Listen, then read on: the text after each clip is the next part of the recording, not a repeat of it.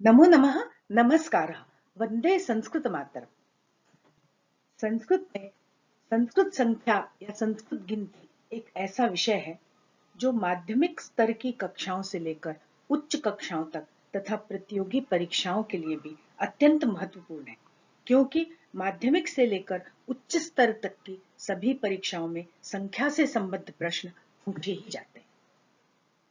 तो प्रारंभिक संस्कृत व्याकरण की आज की इस कक्षा में मैं डॉक्टर सुनीता थत्ते आपको पढ़ाने जा रही हूं संस्कृत संख्या या संस्कृत गिनती का प्रथम भाग।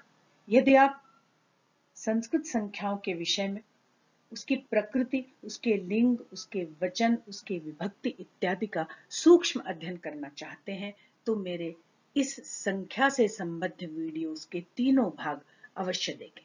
यदि आप मेरे चैनल पर पहली बार आए हैं तो इसे सब्सक्राइब करें, बेल आइकन को दबाएं ताकि नए नए इसी प्रकार के उपयोगी वीडियोस का नोटिफिकेशन आपको मिलता रहे। और यदि आप सब्सक्राइब पहले से कर चुके हैं तो मैं जानती हूँ कि वीडियो देखने के बाद आप इसे लाइक करना, शेयर करना और अच्छे कमेंट्स करना नहीं भूलेंगे। संस्कृत की गिनती अब हम प्रारंभ करते हैं। संस्कृत भाषा में संख्या विशेषण की तरह प्रयुक्त होती है, परंतु संख्याओं में केवल 1 से 4 तक ही लिंग भेद होता है। 4 के बाद लिंग भेद समाप्त हो जाता है। अर्थात अन्य विशेषण जैसे संस्कृत भाषा में विशेष्य के अनुसार चलते हैं, अर्थात जैसे विशेषण के लिंग, वचन और विभक्ति विशेष्य के समान ही होती है अन्य विशेषणों की, वैसा संख्यावाची हर विशेषण के साथ नहीं होता। केवल 1 से लेकर 4 तक के ही संख्यावाची विशेषणों में लिंग भेद होता है। हम आगे पढ़ेंगे तो आपको यह बात अच्छी तरह समझ में आ जाएगी। अर्थात यहाँ हम यह समझें कि 4 तक की संख्याओं के रूप तीनों लिंगों में चलते हैं, परंतु 5 से तीनों लिंगों के रूप एक समान हो जाते हैं, मतलब तीनों में से किसी एक ही लिंग में हो जाते हैं। अब किस लिंग में होते हैं वो हम आगे आने वाली स्लाइड्स में और आगे आने वाली वीडियो में हम उसका विस्तृत विवेचन करेंगे कि कौन कौन से शब्द नित्य स्त्रीलिंग में होते हैं संख्या शब्द, और कौन कौन से संख्या शब्द नपुंसक लिंग में होते हैं। तो आइए हम पहले देखते हैं कि 1 से लेकर 4 के संख्यावाची शब्दों के पुल्लिंग, स्त्रीलिंग और नपुंसक लिंग में क्या रूप बनते हैं। यहाँ देखिए 2 कॉलम बने हुए, एक मूल शब्द है और एक पुल्लिंग, स्त्रीलिंग, नपुंसक लिंग का कॉलम है। तो मूल शब्द है एक, और इस मूल शब्द एक का पुल्लिंग में रूप बनता है एक, स्त्रीलिंग में एका और नपुंसक लिंग में एकम। ये प्रथमा विभक्ति का एक वचन है, और ये एक जो संख्या है ये हमेशा एक वचन में ही रहेगी, क्योंकि एक कभी दो नहीं हो सकते और एक कभी अनेक नहीं हो सकते, इसलिए एक के रूप केवल एक वचन में चलते हैं। इसी तरह द्वि के रूप केवल द्विवचन में चलते हैं, और त्रि और चतुर माने 3 और 4, ये चूंकि 1 और 2 से ज्यादा हो गए मतलब ये बहुवचन हो गए, इसलिए त्रि और चतुर इन दोनों संख्याओं के रूप केवल बहुवचन में चलते हैं। तो आइए हम देखते हैं। यहाँ पर आप देख सकते हैं कि एक शब्द जब पुल्लिंग में होता है तो एक इस तरह प्रयुक्त होता है, स्त्रीलिंग में एका, नपुंसक लिंग में एकम। मूल शब्द है एक।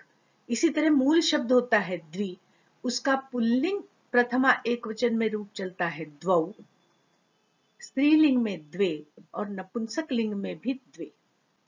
त्रिमूल शब्द का पुल्लिंग में रूप होता है त्रयः, स्त्रीलिंग में तिस्रः और नपुंसक लिंग में त्रीणि। इसी तरह चतुर्मूल शब्द पुल्लिंग में चत्वारः, स्त्रीलिंग में चतस्रः और नपुंसक लिंग में चत्वारि, इस तरह से लिखा जाता है।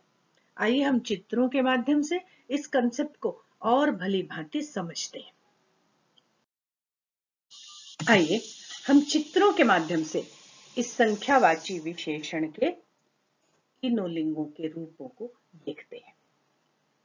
एक मूल शब्द का जब हमें प्रयोग करना होता है संख्या के रूप में, तो यदि वो किसी पुल्लिंग का विशेषण होता है तो उसे एक ऐसा प्रयोग करते हैं।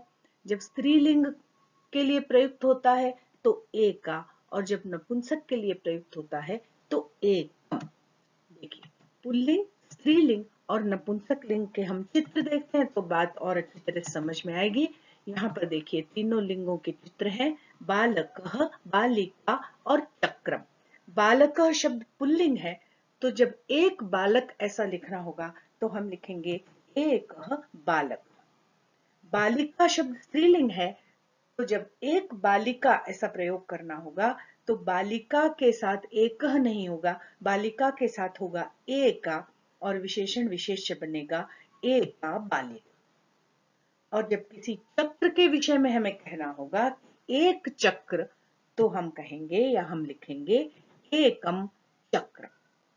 इसी तरह एक संख्या की भांति ही हम 2, 3, 4 इन चारों संख्याओं के विषय में जानते हैं, क्योंकि हमने पहले ही बताया है कि लिंग भेद केवल 4 तक की संख्याओं में ही होता है।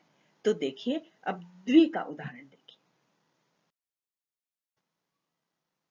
द्वि शब्द है,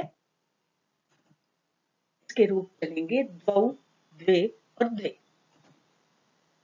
पुल्लिंग में द्वौ, स्त्रीलिंग में द्वे और नपुंसक लिंग में भी द्वे ही बनता है। यहाँ फिर हम चित्रों के माध्यम से देखते हैं। जब ये बालक दो हो गए, हमें कहना होगा दो बालक, तो हम कहेंगे द्वौ बालकों। जब दो बालिकाएं हो गई तो हम कहेंगे द्वे बालिके, और जब दो नपुंसक लिंग चक्र हो गए तो हम कहेंगे द्विचक्र। देखिए, द्वौ बालकौ, द्वे बालिके और द्वे चक्रे। अब हम ट्री के विषय में चित्र के माध्यम से इसी बात को समझते हैं।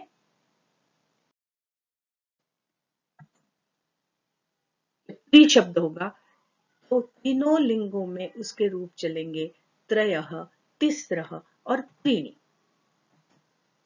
पुल्लिंग, स्त्रीलिंग और नपुंसकलिंग। यहाँ देखिए 3 मछलियां हैं। मछलियों को मत्स्य भी कहते हैं, मीन भी कहते हैं। तो हम कह सकते हैं त्रयः मत्स्याः या त्रयः मीनाः। और जब हमारे विशेष है या हमारा संज्ञा शब्द जब स्त्रीलिंगी हो गया, माला ये शब्द स्त्रीलिंग का है और हमें कहना होगा 3 मालाएं, तो फिर त्रयः नहीं होगा, फिर वहां होगा तिस्रः, तिस्रः मालाः। और यही जब नपुंसक लिंग कोई वस्तु होगी, जैसे पुष्पम, तो यहाँ पर देखिए जब एक था तो हमने कहा एक, जब दो थे तो हमने कहा द्वे, और जब ये 3 हो गए पुष्प तो हम नपुंसक लिंग में 3 का प्रयोग करेंगे त्रीणि, और हमारा विशेषण विशेष्य बनेगा त्रीणि पुष्पाणि। इसी तरह हम चतुर के उदाहरण को भी देखते हैं कि चतुर शब्द का तीनों लिंगों में कैसे प्रयोग होगा। हमने पढ़ा कि चतुर तीनों लिंगों में चत्वारः, चतस्रः और चत्वारि इस तरह से प्रयुक्त होता है। पुल्लिंग होता है चत्वारः। जैसे यहाँ पर 4 खग हैं या 4 पक्षी हैं, हमने इसके लिए खग शब्द का प्रयोग किया। खग पुल्लिंग शब्द है, तो जब हमें कहना होगा 4 खग तो हम कहेंगे चत्वारः खगाः।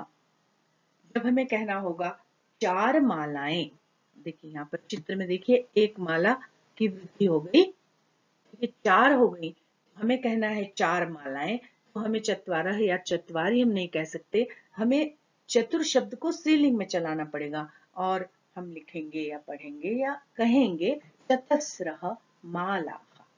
इसी तरह यहाँ पर नपुंसक लिंग का जब हमें प्रयोग करना होगा, चतुर शब्द को जब नपुंसक लिंग में लिखना होगा, तो यहाँ देखिए यहाँ पर 4 फल हैं। फल शब्द नपुंसक लिंग होता है, फलम फले फलानि, तो नपुंसक लिंग में 4 शब्द का स्वरूप होगा चत्वारि फलानि। यहाँ पर एक बात और महत्वपूर्ण है और जानने की है कि ये जो यहाँ लिखा हुआ है चतस्रः, इसको कई लोग चतस्त्र बोलते हैं। ये एक्चुअली चतस्त्र नहीं है, ये चतस्र है। ये स में र लगा है, स्र, तिस्र, चतस्र, ये स और ये त्र नहीं है, ऐसा त्र नहीं है, ये स्त्र नहीं है, ये स्त्र है, इसलिए इसको हम चतस्र पढ़ें, तिस्र पढ़ें, सहस्र पढ़ें, सहस्त्र, चतस्त्र, तिस्त्र, ऐसा पढ़ना अशुद्ध होगा। चलिए अब हम और आगे की संख्याओं को देखते हैं। जैसे कि हमने पहले चर्चा की थी कि 5 से या 4 के बाद लिंग भेद समाप्त हो जाता है। तो यहां देखिए 5 मछलियां हैं, इनको हम मत्स्याह या मीनाह कुछ भी कह सकते हैं। तो पंच मत्स्याह या पंच मीनाह,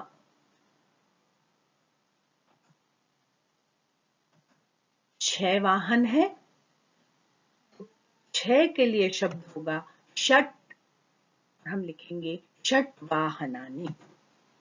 अब यहाँ 7 लताएं हैं, लताओं के लिए शब्द प्रयुक्त होगा 7 के लिए सप्त लताः। यहाँ पर जानबूझकर यहाँ पहला शब्द जो है मत्स्य, ये मत्स्य शब्द पुल्लिंग है, ये वाहन शब्द नपुंसकलिंग है और लता शब्द स्त्रीलिंग है। अब अगर हमें 5 मछलियों की जगह अगर हमें 5 वाहन कहना होता तो भी हम कहते पंचवाहनानि। 7 लताओं की जगह हमें 7 मत्स्य कहना होता तो भी हम कहते सप्त मत्स्याः या सप्त मीनाः। मतलब पंच, ये तीनों लिंगों में पंच ही रहेगा। इसी तरह षड, ये षड तीनों लिंगों में षड रहेगा, सप्त में भी कोई लिंग परिवर्तन नहीं होगा। पंचमत्स्याः पंचवाहनानि पंचलताः, षट्मत्स्याः षड्वाहनानि षड्लताः, सप्तमत्स्याः सप्तवाहनानि सप्तलताः। आशा है आपको मेरी बात समझ में आ रही होगी कि 5 से ये पंच जहां से शुरू होता है वहां से आगे लिंग भेद समाप्त हो जाता है। चाहे पुल्लिंग में प्रयोग करना हो, चाहे स्त्रीलिंग में प्रयोग करना हो, चाहे नपुंसक लिंग में प्रयोग करना हो, ये सारे संख्या विशेषण एक ही रूप में होते हैं। पंच, षट, सप्त, अष्ट, नव, दश, और तीनों लिंगों में इन्हीं संख्याओं का प्रयोग होता है। चलिए अब हम आगे की संख्याएं देखते हैं। देखिए माला स्त्रीलिंग शब्द है, अष्टमालाः। यदि यहां कोई पुल्लिंग शब्द होता तो भी हम अष्ट ही कहते। नव मत्स्याः या मीनाः, नव मीनाः, नव मछलियां। अब मछली शब्द जो मीन शब्द है ये पुल्लिंग है, माला शब्द स्त्रीलिंग था, और अब हम एक नपुंसकलिंग शब्द लेते हैं पुस्तकम। पुस्तकम का बहुवचन हुआ पुस्तकानि, और यहाँ पर 10 पुस्तकें हैं, हम लिखेंगे दश पुस्तकानि। पर अगर 10 मालाएं होती तो भी हम लिखते दश मालाः, और अगर 10 मछलियां होती तो भी हम यही लिखते, दश ही लिखते। अष्ट, नव, दश, ये तीनों लिंगों में एक समान ही रहेगा। और संख्याएं हम आगे देखते हैं। एकादश खगाः, द्वादश कदलीफलानि, कदलीफलानि केले के फल, चित्र से आपको समझ में आ रहा होगा। त्रयोदश सेवफलानि, चतुर्दश लताः। आगे देखिए यहाँ 15 पुस्तकें हो गई, तो हम कहेंगे पंचदश पुस्तकानि। अब यहाँ पुस्तकानि की जगह कोई पुल्लिंग शब्द होगा तो भी हम पंचदश ही कहेंगे, स्त्रीलिंग शब्द होगा तो भी पंचदश ही रूप बनेगा। अब यहाँ बॉल है, कंदुकाः, कंदुक शब्द पुल्लिंग होता है, षोडश कंदुकाः।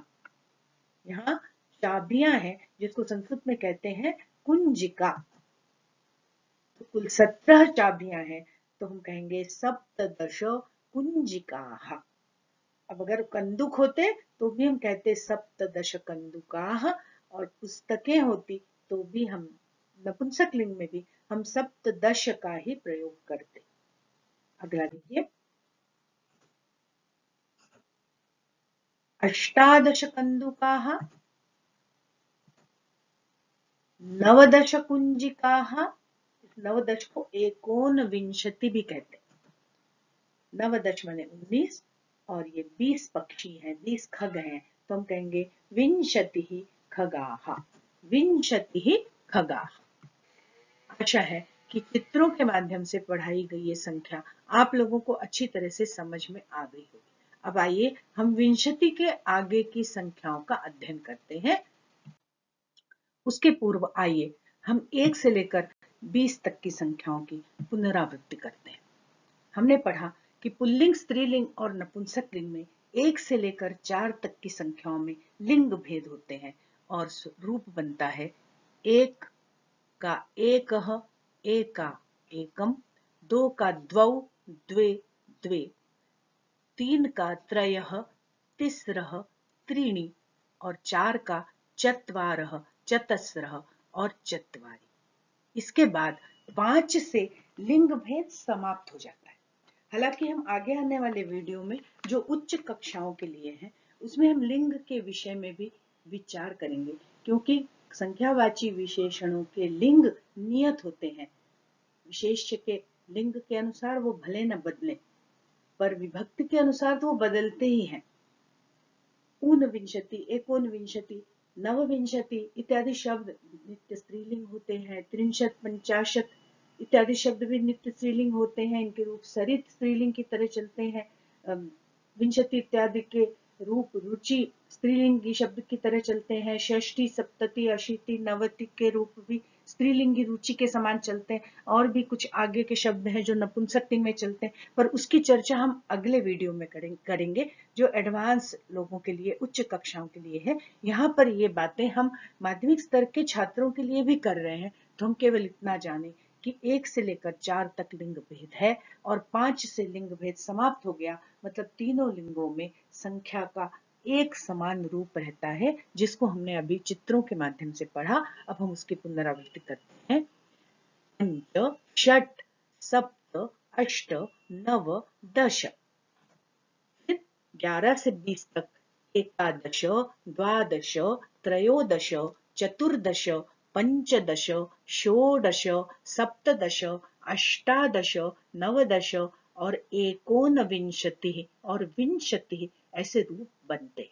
यदि हम इसको ध्यान से देखें तो देखिए ये सब जगह दश तो हमें दिख ही रहा है। दश दश दश दश दश, ये भी दश ही है, वो संधि के नियमों से डश हो गया। दश, दश और दश। और इस 10 में क्रमशः 1 2 3 4 5 6 7 8 9 जब हम जोड़ते हैं तो 11 12 13 14 बनता है। तो देखिए मूल शब्द था एक, एक जोड़ा थोड़े से परिवर्तन के साथ, 1 और 10 11, एकादश।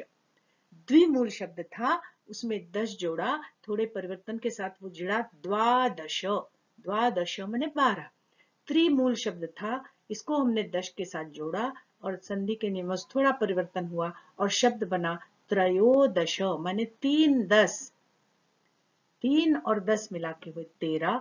चतुर तो ऐसा का ऐसे ही जुड़ गया, चतुर्दश, चतुर भी ऐसे ही जुड़ा। पंचदश माने 15, 5 और 10 15। षोडश, जो षड शब्द है, ये जो षट था ये थोड़े परिवर्तन के साथ षोडश हो गया। इसके बाद फिर सप्त भी वैसे ही जुड़ा, सप्तदश। अष्ट में केवल एक आ की मात्रा लग गई, अष्टादश और नवदश। यहाँ तक तो ये 19 तक शब्द बने। अब देखिए ये कहने की टेक्निक होती है, तरीका होता है कि 10 और 9 19 या फिर 1 कम 20 19, 1 कम 20, 1 ऊन, विंशति का मतलब होता है 20, विंशति ही माने 20, तो 20 में 1 कम बराबर 19। तो इसकी संधि हम अगर तोड़ें तो 1 ऊन विंशति माने 1 कम 20 बराबर 19। तो ये तरीका होता है संस्कृत में, एकोनविंशति, एकोनत्रिंशत्, एकोनचत्वारिंशत्, ऐसा भी हम बोल सकते हैं। 1 कम 30, 1 कम 40, 1 कम 50, या फिर 10 और 9, 20 और 9, 30 और 9, 40 और 9, तो 19, 29, 39 और 49 ऐसे ऐसी संख्याएं बनती। आइए आगे हम अब 1 से 20 तक की संख्याएं हम देख चुके। अब हम आगे 21 से 30 तक की संख्याएं देखते हैं। आइए अब हम 21 से लेकर 30 तक की संख्याओं के बारे में अध्ययन करते हैं। हमने पढ़ा कि संस्कृत में 20 को कहते हैं विंशतिः। अब इसमें एक जोड़ दिया तो 21 हो जाएगा, तो यही तरीका है। एकविंशतिः माने 21। द्वाविंशति, ये द्वि शब्द थोड़े परिवर्तन के साथ जुड़ा। द्वाविंशतिः माने 22। त्रयःविंशति, ये विसर्ग की जगह पर ओ हो गया और शब्द बना त्रयोविंशति माने 23। चतुर्विंशतिः 24। पंचविंशतिः 25। चतुर कर र ऊपर चला गया, पंचविंशतिः माने 25। षड्विंशतिः, षट को षड हो गया है, आगे वो आ रहा है, इसलिए ये भी संधि के नियमों से होता है। यहाँ हम जब संधियां पढ़ रहे हैं या पढ़ेंगे जहां, वहां हम इसकी चर्चा करेंगे। कहीं षट को षड हो जाता है, यहाँ पर आगे वो आने के कारण ड हो गया। तो षड्विंशति माने 26, 6 और 20 माने 26। ये सप्त तो वैसे के वैसे जुड़ गया। सप्तविंशति ही माने 27। अष्टाविंशति, केवल ट में आ की मात्रा भर जुड़ गई, बाकी अष्ट और विंशति इन्हीं दो शब्दों से बन गया अष्टाविंशति ही। नवविंशति ही माने 9 और 20 माने 29। और इसी को जैसा अभी हमने 19 में किया था, एक ऊन त्रिंशत, एक कम 30, 30 को कहते हैं त्रिंशत, तो 29 क्या हो गया, एकोन त्रिंशत। अब इसी तरह हम अगला 31 से लेकर 40 तक की संख्याओं को संस्कृत में देखते हैं क्या कहते हैं। देखिए 31 से 40 तक की संख्याएं हमने अभी देखा कि 30 को कहते हैं त्रिंशत। अब उसी टेक्निक से हमें अब त्रिंशत के आगे एक, द्वि, त्रयः, चतुर ये शब्द जोड़ते जाना है। तो एक त्रिंशत 31, 31, 32 जिसको आप लोग पढ़ते हैं ना।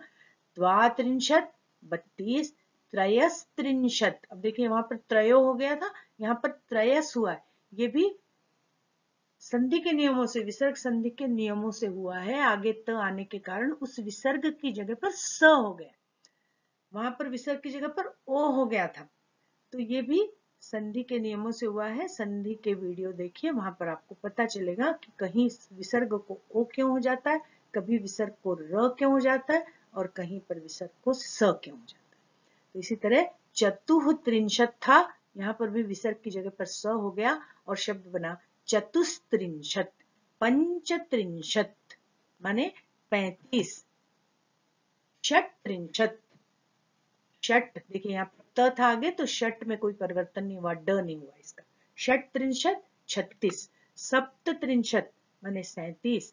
अष्टात्रिंशत माने 38। नवत्रिंशत माने 9 और 30 माने 39, 39, 39 भी बोलते हैं वैसे, 39 शुद्ध शब्द हिंदी में।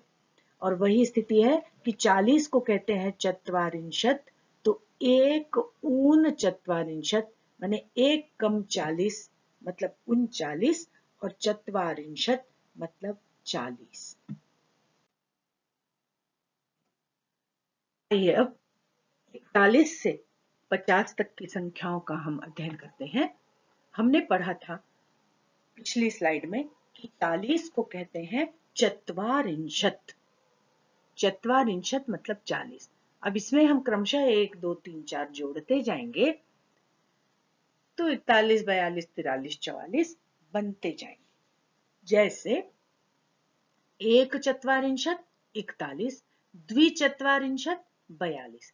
अब इसके दोनों रूप बनते हैं, द्विचत्वारिंशत भी होता है और द्वाचत्वारिंशत भी होता है। यदि आप दोनों में से कुछ भी लिखते हैं तो वो सही है। इसी तरह त्रिचत्वारिंशत और त्रयश्चत्वारिंशत, ये दोनों रूप बनते हैं, ये दोनों रूप सही हैं। अब देखिए यहाँ पर त्रयः शब्द था, तो संधि के नियमों से यहाँ पर त्रयश्चत्वारिंशत हो गया। ये विसर्ग संधि का नियम है, आप इसके लिए संधि के वीडियोस देख सकते हैं। चतुः चत्वारिंशत मतलब 44, ये चतुः का जो विसर्ग था वो श में परिवर्तित हो गया। तो यहाँ पर विसर्ग संधि का नियम भी लगता है और यहाँ व्यंजन संधि का नियम भी लगता है। तो इसके लिए आपको संधि के वीडियोस देखने पड़ेंगे और संधि को समझना पड़ेगा। यहाँ यदि समझाऊंगी तो विषय का बहुत ज्यादा विस्तार हो जाएगा। अभी ये समझिए कि चतुः के विसर्ग को श हो गया, त्रयः के विसर्ग को श हो गया और शब्द बने त्रयश्चत्वारिंशत् और चतुश्चत्वारिंशत्। आगे देखते हैं पंचचत्वारिंशत्। पंचचत्वारिंशत् माने 45, षट्चत्वारिंशत् 46। देखिए यहाँ पर भी षट के ट को ड नहीं हुआ है क्योंकि ये प्रथम अक्षर आया है वर्ग का। सप्तचत्वारिंशत् माने 47। इसके बाद ये दो संख्याएं ऐसी हैं जिनके दो रूप बनते हैं। 48 को अष्टचत्वारिंशत् भी कह सकते हैं और अष्टाचत्वारिंशत् भी कहते हैं। तो ये दोनों ही रूप इसके सही हैं, अष्टचत्वारिंशत् या अष्टाचत्वारिंशत्। इसके बाद वही तरीका जो हमने 29, 19, 39 इत्यादि में किया, वही 49 में या 49 में कि या तो 40 और 9, नवचत्वारिंशत् माने 49 या 49, या फिर 1 कम 50, 1 ऊनपंचाशत्, 1 मतलब भी 49, 49 भी कहते हैं उसको कई लोग, और 50 को कहते हैं पंचाशत्। क्षम्यताम। तो यहाँ इस वीडियो में हमारा मुख्य जो टारगेट था वो 1 से लेकर 50 तक की ही संख्याएं थी, जिसको हमने आज बहुत विस्तार से पढ़ा। आगे बहुत शीघ्र आगे की संख्याओं पर भी मैं वीडियो बनाने वाली हूँ, तो आशा है कि आप लोग उसको भी देखेंगे। उसमें हम 50 के आगे की 100 तक की संख्याओं का मतलब शतम का उल्लेख करेंगे। शतम के साथ ही हम पढ़ेंगे सहस्र, अयुत, लक्ष, प्रयुत माने 10 लाख, कोटि, अर्बुद, अब्ज, खर्व इत्यादि पढ़ने के साथ साथ हम ये भी पढ़ेंगे कि कौन सी संख्या पुल्लिंग में है, कौन सी संख्या नित्य स्त्रीलिंग होती है और कौन सी संख्या नित्य नपुंसक लिंग होती है। इसी के साथ हम आगे आने वाले वीडियो में हम ये भी पढ़ेंगे कि क्रमवाची संख्या जिसको हम इंग्लिश में कहते हैं फर्स्ट, सेकंड, थर्ड, फोर्थ, या हिंदी में कहते हैं पहला, दूसरा, तीसरा, चौथा इत्यादि का प्रयोग क्रम का भेद बताने के लिए संस्कृत में कैसे किया जाता है। तो इन सारी बातों को हम आगे के वीडियो में देखेंगे। आज के लिए 1 से लेकर 50 की जो संख्याएं मैंने आपको पढ़ाई, मुझे आशा है कि आप सबको बहुत अच्छी तरह से समझ में आ गई। आगे आने वाले वीडियोस में हम 135, 2441, 1,15,913, 7,86,975 जैसी संख्याओं को बनाना भी सीखेंगे। आज के लिए बस इतना ही। वीडियो पर समय देने के लिए बहुत बहुत धन्यवाद। जाते जाते एक निवेदन कि वीडियो को लाइक करना, शेयर करना और अपने अच्छे कमेंट्स देना बनता है ना। और यदि चैनल को सब्सक्राइब नहीं किया है तो जल्दी से चैनल को सब्सक्राइब कर लीजिए। मिलते हैं फिर से किसी ऐसे ही रोचक विषय के साथ। तब तक के लिए धन्यवाद। पुनर्मिलामः।